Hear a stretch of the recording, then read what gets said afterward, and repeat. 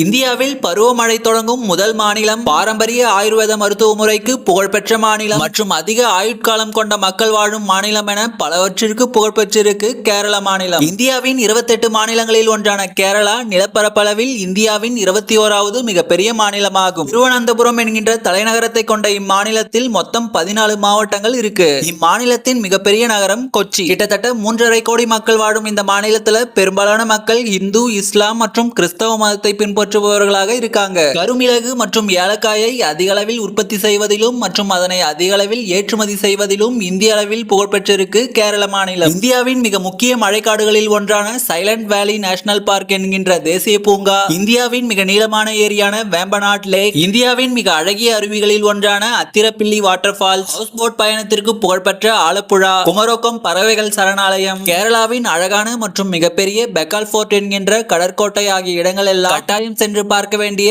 கேரளாவின் மிக முக்கிய சுற்றுலா தலங்களாக புகழ்பெற்றிருக்கு.